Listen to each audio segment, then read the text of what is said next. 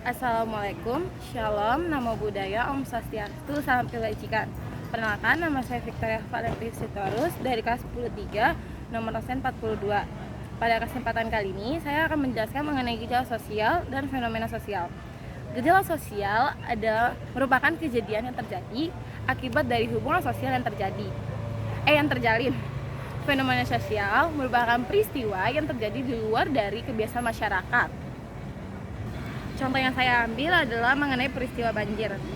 Banjir adalah peristiwa atau keadaan di mana terendamnya suatu daerah atau daratan karena volume air yang meningkat.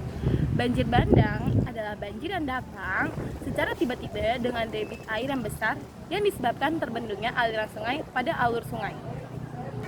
Bagaimana banjir bisa terjadi?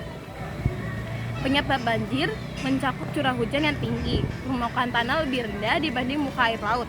Wilayah terdapat pada suatu cekungan dikelilingi perbukitan dengan sedikit resapan air. Pendirian bangunan di sepanjang bantaran sungai, aliran sungai tidak lancar akibat terhambat oleh sampah serta kurangnya kepedulian dari masyarakat sekitar. Nah, apa saja sih dampak dari fenomena banjir ini? Dampaknya lumayan banyak dan sangat terasa bagi masyarakat sekitar. Banjir bisa mengakibatkan kerusakan rumah dan isi barang dalam rumah ataupun sarana prasarana umum lainnya. Selain itu, masyarakat terdampak banjir juga akan sulit untuk bekerja selama banjir terjadi. Hal ini tentu membuat masyarakat rugi dari sisi ekonomi. Maka dari itu, fenomena banjir di Jakarta dapat dikaji dengan pendekatan lingkungan dan ekologi karena terdapat penyebab oleh manusia terhadap fenomena banjir. Banjir sering terjadi di sekitaran daerah rendah dikarenakan juga karena sampah menumpuk, orang-orang yang sering membuang sampah sembarangan, tidak memperhatikan lingkungan, dan juga bisa karena curah hujan yang tinggi. Selain itu, faktor ulah manusia juga berperan penting, seperti penggunaan lahan yang tidak tepat, pembuangan sampah seperti yang tadi saya bilang, tapi pembuangan sampah ke dalam sungai juga bisa menjadi salah satu penyebab terbesar terjadinya banjir dan sebagainya. Adapun banjir terbagi menjadi 3 kategori.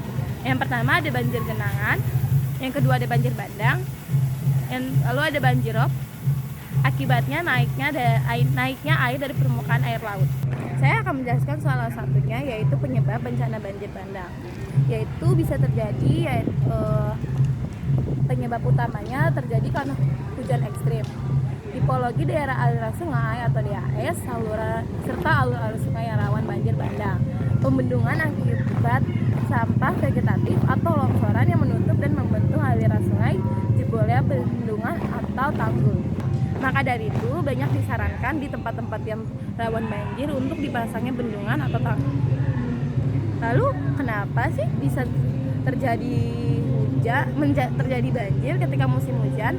Intensi hujan yang tinggi dapat menyebabkan daerah aliran air seperti sungai tidak lagi mampu menahan air yang ada. Alhasil, air sungai akan meluap dan mengenangi wilayah daratan yang biasanya kering. Walaupun terdengar sebagai musibah, banjir juga mempunyai dampak positif sendiri, yaitu banjir dapat membersihkan segala limbah dan polutan yang berada di sungai. Tapi bagaimanapun, banjir tetap adalah suatu musibah yang merugikan banyak orang. Lalu kita bisa menguranginya, sepertinya salah satunya adalah membuang sampah pada tempatnya, tidak membakar sampah sembarangan, meningkatkan sistem drainase dengan memperbaiki saluran air, membuat bendungan di daerah-daerah yang rawan banjir, dan membuat sistem pengendalian air hujan. Langkah-langkah apa aja sih yang bisa kita lakukan?